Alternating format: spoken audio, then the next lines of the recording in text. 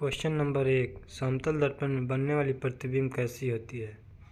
Option A वास्तविक और उल्टी, ऑप्शन बी आभासी और सीधी, ऑप्शन सी वास्तविक और सीधी, ऑप्शन डी उल्टी और छोटी।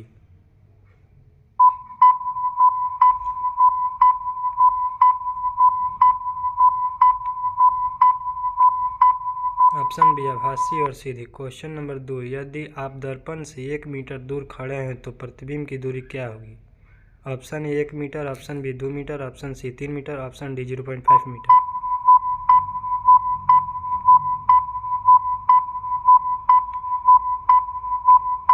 Option B 2 metre. Question number 3, परावर्तन का नियम किस पर लागू होता है। ए केवल समतल दर्पण पर, बी केवल उत्तल दर्पण पर, सी केवल अवतल दर्पण पर, डी सभी परावर्तक सतह पर।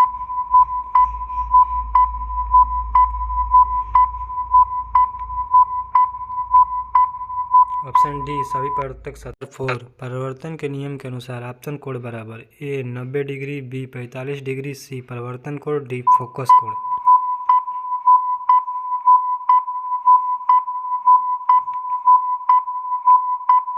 ऑप्शन सी परावर्तन कोण। क्वेश्चन नंबर 5, उत्तल दर्पण से बनने वाली छवि कैसी होती है। ये वास्तविक और उल्टी, बी आभासी सीधी और छोटी, सी वास्तविक और बड़ी, डी उल्टी और छोटी।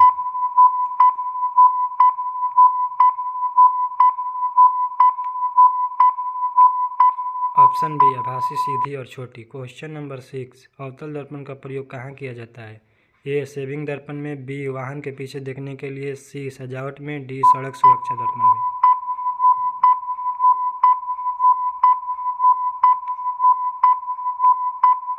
ऑप्शन ए सेविंग दर्पण में। क्वेश्चन नंबर 7, जब किरण दर्पण से टकराती है तो जो कोण बनता है उसे क्या कहते हैं। ऑप्शन ए परावर्तन कोण, ऑप्शन बी आपतन कोण, ऑप्शन सी अपवर्तन कोण, ऑप्शन डी फोकस कोण।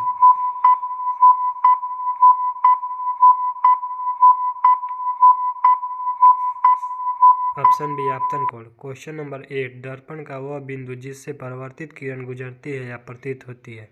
ऑप्शन ए ध्रुव, ऑप्शन बी केंद्र, option C focus, option D अक्ष।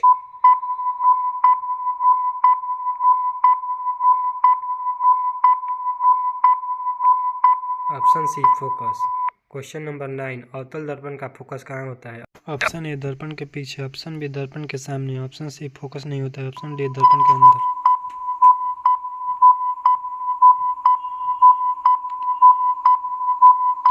ऑप्शन ए दर्पण के पीछे। नंबर 10, उत्तल दर्पण का फोकस कहाँ होता है। ऑप्शन ए दर्पण के सामने, ऑप्शन बी दर्पण के पीछे, ऑप्शन सी ध्रुव पर, ऑप्शन डी अनंत पर।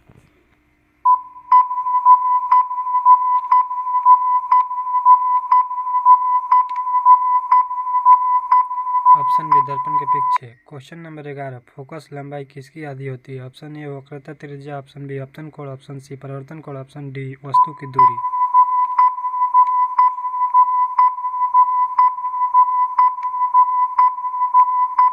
ऑप्शन ए वक्रता त्रिज्या। क्वेश्चन नंबर 12, दर्पण सूत्र क्या है। ऑप्शन ए एफ बराबर U plus B, option B 1/में एफ बराबर 1/में भी प्लस 1/में यू, ऑप्शन सी एफ बराबर भी/में यू, ऑप्शन डी एफ बराबर यू गुने भी।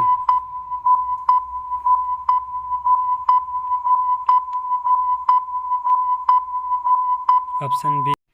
क्वेश्चन नंबर 13, वस्तु की दूरी नकारात्मक कब ली जाती है। ऑप्शन ए वस्तु दर्पण के सामने रखी हो, ऑप्शन बी जब वस्तु दर्पण के पीछे हो, ऑप्शन सी जब छवि आभासी हो, ऑप्शन डी जब फोकस पर हो।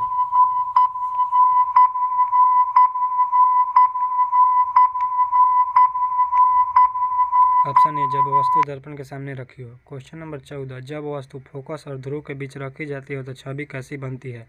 ऑप्शन ए वास्तविक और उल्टी, ऑप्शन बी आभासी और बड़ी, ऑप्शन सी वास्तविक और छोटी, ऑप्शन डी आभासी और छोटी।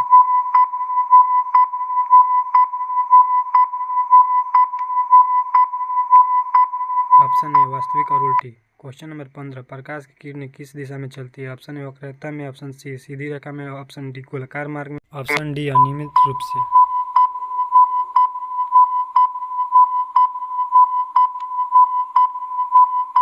ऑप्शन बी सीधी रेखा में। क्वेश्चन नंबर 16, समतल दर्पण की छवि की दूरी। ऑप्शन ए वस्तु की दूरी के कम होती है, ऑप्शन बी वस्तु की दूरी के बराबर होती है, ऑप्शन सी वस्तु की दूरी से अधिक होती है, ऑप्शन डी निर्भर करती है।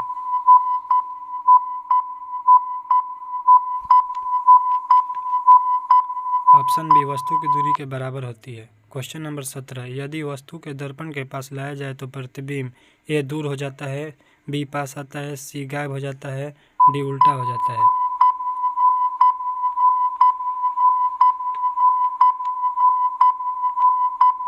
ऑप्शन बी पास आता है। क्वेश्चन नंबर 18, वाहन के पीछे देखने के लिए कौन सा दर्पण प्रयोग किया जाता है? अवतल दर्पण, बी उत्तल दर्पण, सी समतल दर्पण, डी कोणीय दर्पण।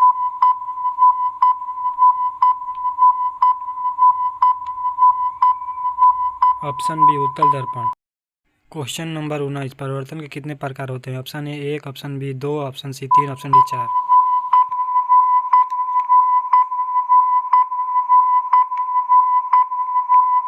Option B 2। क्वेश्चन नंबर 20, अवतल दर्पण का केंद्र कहलाता है? ए ध्रुव, बी वक्रता केंद्र, सी फोकस, डी अक्ष।